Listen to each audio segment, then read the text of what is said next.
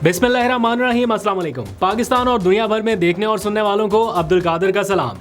आज की सबसे बड़ी खबर, ना सिर्फ आज की बल्कि इस रिसेंट टाइमलाइन की एक बहुत बड़ी खबर कि वफाकी हुकूमत ने पाकिस्तान तहरीक इंसाफ पर पाबंदी आयद करने का फैसला कर लिया है।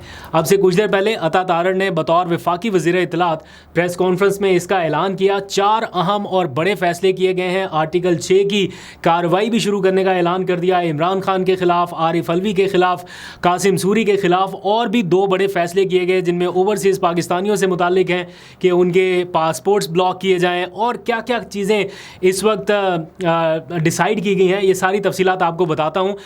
बहुत सारे फ़ोन अभी भी आ रहे हैं। बहुत सारे लोग अचानक से पैनिक हो गए और पूछ रहे हैं कि अब क्या होगा। बहुत सारी कन्फ्यूजन है, बहुत सारे सवालात हैं। आई अंडरस्टैंड कि ये डिसीजन कोई छोटे मोटे डिसीजन नहीं है और इनका इम्पैक्ट है। अगर किसी जमात को कलअदम करार दिया जाता है, उसके क्या कॉन्सिक्वेंसेस हो सकते हैं। वो पाकिस्तान में ऑपरेट नहीं कर सकती, अपने दफातर नहीं खोल सकती, फंडिंग नहीं ले सकती और भी बहुत सारी चीज़ें होती हैं।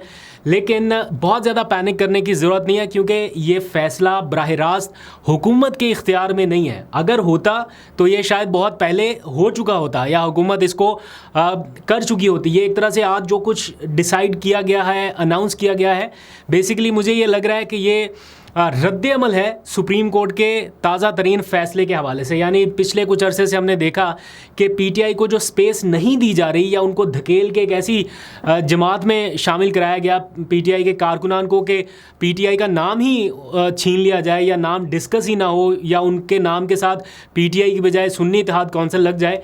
लेकिन सुप्रीम कोर्ट ने जो उस चीज़ को ओवरटर्न कर दिया और ये कहा कि PTI was and is a political party, ये उसका रद्द अमल नज़र आ रहा है कि हमने इतने टाइम जो कोशिश की कि पीटीआई का नामो निशान ख़त्म हो जाए, अब तो सुप्रीम कोर्ट ने स्टैंप लगा दी कि पीटीआई थी भी और है भी, और कहीं ये रह ना जाए इसके लिए ये बेसिकली मूव की गई। तो मैं आपकी क्लैरिटी के लिए बता देता हूँ कि वफाकी हुकूमत बराह रास्त किसी सियासी जमात के ऊपर पाबंदी नहीं लगा सकती। उसके लिए वफाकी हुकूमत को एक रेफरेंस भेजना पड़ता है सुप्रीम कोर्ट ऑफ पाकिस्तान में। सुप्रीम कोर्ट में जब ये रेफरेंस भेजेंगे तो क्या प्ली ली जाएगी, क्या कहा जाएगा, उसमें इन्होंने चीज़ें जल्दी से बता दी। मैं यहाँ पे बता देता हूँ आपका टाइम ज़ाया किए बगैर।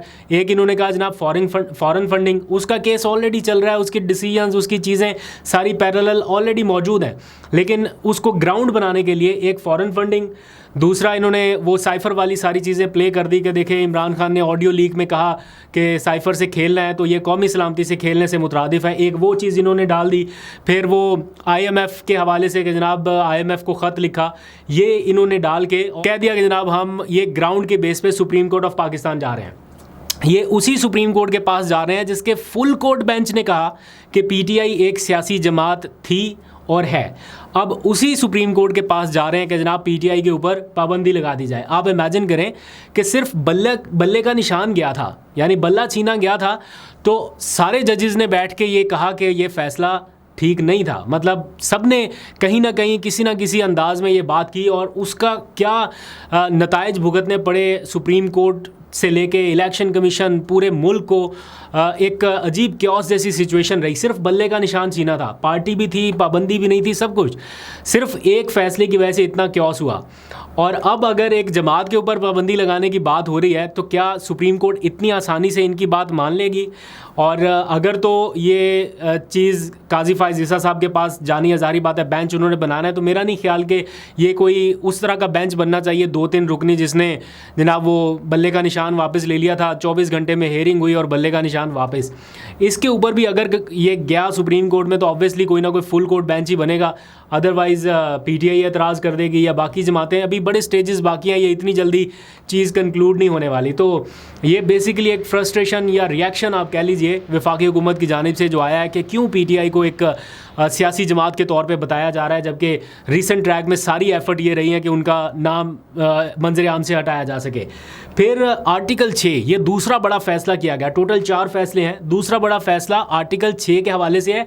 ये फ़ैसला भी वफाकी हुकूमत अपने तौर पे किसी के ऊपर आर्टिकल 6 इस तरह से नहीं लगा सकती। ये मामला भी पहले वफाकी काबीना के पास जाएगा, वफाकी काबीना उसकी मंजूरी देगी, दैन ये सुप्रीम कोर्ट के पास जाएगा। मैं इसके बारे में मज़ीद भी कंफर्मेशन ले लूँगा पीटीआई के ऊपर या किसी सियासी जमात के ऊपर पाबंदी के हवाले से तो मैं श्योर हूँ कि वो सुप्रीम कोर्ट का इख्तियार है, ना इलेक्शन कमीशन का, ना वफाकी हुकूमत का। अगर ये इख्तियार इलेक्शन कमीशन या वफाकी हुकूमत के पास हो तो हुकूमतें तो किसी सियासी जमात को बर्दाश्त ही ना करे, पाबंदी लगा दें। और इसी तरह ये आर्टिकल 6 जैसा हसास मामला भी काबीना में जाएगा, काबीना मंजूर करेगी, देन ये सुप्रीम कोर्ट को भेजा जाएगा, देन सुप्रीम कोर्ट डिटरमिन करेगी कि क्या ये बनता भी है केस या नहीं बनता। अगर ये केस बनता होता या सुप्रीम कोर्ट इतनी बार इसका हवाला दे चुकी है तो मेरा ख्याल है अब तक सुप्रीम कोर्ट कोई ना कोई कार्रवाई इनिशिएट कर चुकी होती। अब तो काजी फायज ईसा साहब के बिल्कुल आखिरी लम्हात चल रहे हैं, यानी बहुत ज़्यादा टाइम उनके पास नहीं है। तो अब तो मंसूर अली शाह साहब टेक ओवर करने की पोजीशन में एक तरह से आते जा रहे हैं, तो उनको इस तरह से इस मुश्किल में डालना कि वो ये वाले डिसीजन जाते जाते कर जाएं। और दूसरा ये कि अगर आइन की खिलाफ वर्जी के ऊपर आर्टिकल 6 वाली ये चीज़ें जो कही जा रही हैं कि जनाब कासिम सूरी ने रूलिंग दी और वो नहीं कराई उन्होंने वोटिंग, और इसके ऊपर आर्टिकल 6 लगना है, तो फिर जिन्होंने 90 दिन के अंदर इलेक्शन नहीं कराया उनके बारे में क्या ख्याल है, क्या उनके बारे में भी कोई इस किस्म की ऑब्जर्वेशन आनी है। तो ये इनका दूसरा बड़ा फैसला है, ये भी अभी कोई फौरी तौर पे इम्प्लीमेंट नहीं हो रहा है, इसलिए बहुत ज़्यादा पैनिक होने की ज़रूरत नहीं है। ये सियासी चीज़ें हैं, सियासी तरीके से आहिस्ता आहिस्ता डील होती रहेंगी। फिर जो तीसरा बड़ा फैसला किया गया वो ओवरसीज़ पाकिस्तानियों से मुतालिक है। बताया गया कि ओवरसीज़ पाकिस्तानी जो पीटीआई की हिमायत में है, या अब यही कंसीडर हो जाता ना कि जो पीटीआई की हिमायत में है वो कहते हैं कि पीटीआई और पाकिस्तान एक साथ नहीं चल सकते, तो जो पीटीआई की हिमायत में है वो पाकिस्तान के ख़िलाफ़ है। इस किस्म की सिचुएशन या इस किस्म का नैरेटिव वफाकी हुकूमत की तरफ से दिया जा रहा है। तो वो कह रहे हैं कि हम ओवरसीज़ पाकिस्तानियों के जो पासपोर्ट्स हैं उनके ब्लॉकेज की तरफ जाएंगे, हमें जो भी करना पड़ा वो करेंगे और इस तरह की चीज़ें इनिशिएट करेंगे जिससे ओवरसीज़ पाकिस्तानी जो है वो रिस्ट्रेन करें या पीटीआई की हमायत से थोड़ा पीछे हट जाएं। तो ये थोड़ा मुश्किल लग रहा है क्योंकि ओवरसीज़ पाकिस्तानी जो वहाँ पर हैं, जिन्होंने यहाँ आना नहीं है या अभी वो सेटल डाउन हो चुके हैं वहाँ पर, उन्हें को बहुत ज़्यादा फ़र्क नहीं पड़ेगा। हाँ, जो लोग जिनका आना जाना लगा रहता है उनको ज़रूर थोड़ी बहुत तशवीश होगी, लेकिन ये भी इमीडिएट, आपने कई बार सुना होगा पासपोर्ट ब्लॉक करने का फ़ैसला, ये फ़ैसला, कार्रवाई का फ़ैसला, लेकिन ये वक्ती हरारत नज़र आती है और समटाइम्स ऐसा होता है कि रिएक्शन के तौर पे, टेम्परेचर चेक करने के तौर पे भी बहुत सारी चीज़ें होती है। बहरहाल, मैं चूँकि वफाकी हुकूमत की जानिब से ऐलानात किए गए हैं तो इसको इतना हल्का भी नहीं लिया जा सकता, संजीदा प्लेटफॉर्म से ऐलानात हुए हैं। बट मैं फिर रिपीट करूँगा कि ये कोई ऐसी पैनिक फैलाने जैसी सिचुएशन नहीं है कि पता नहीं क्या होने लगा, आज ही कोई फ़ैसलों के ऊपर अमल दरामद हो जाना है। इट्स अ लॉन्ग रेस, अभी बड़ा टाइम बाकी है।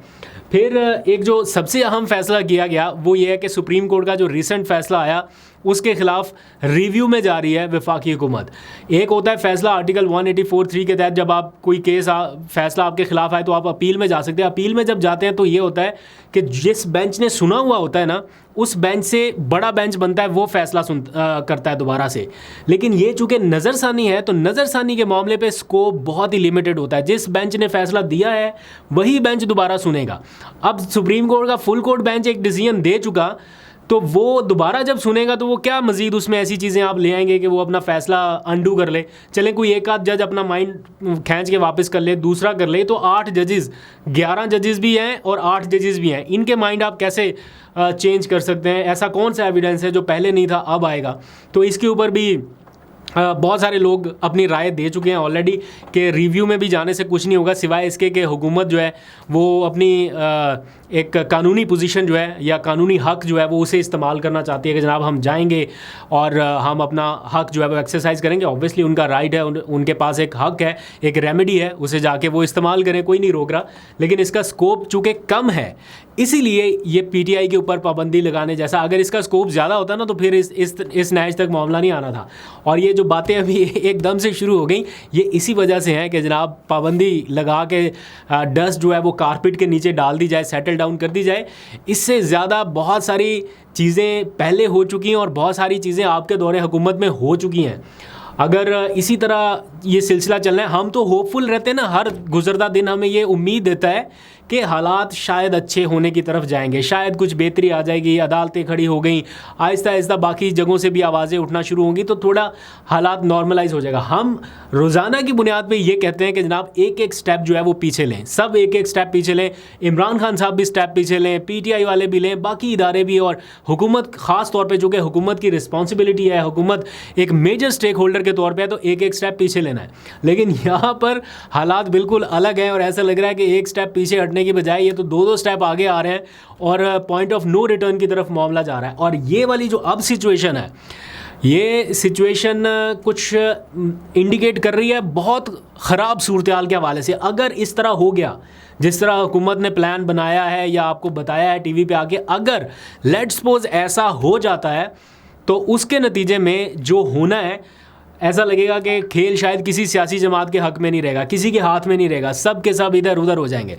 तो खैर ये इस वक्त की सिचुएशन है। और भी फर्दर इन्फॉर्मेशन आ रही है, मैं पीटीआई के दफ्तर मूव कर रहा हूँ, कुछ वहाँ से भी इन्फॉर्मेशन लेके आपसे शेयर करूँगा। अभी तक के लिए इतना ही। अपना बहुत सा ख्याल रखिए। अल्लाह हाफिज़।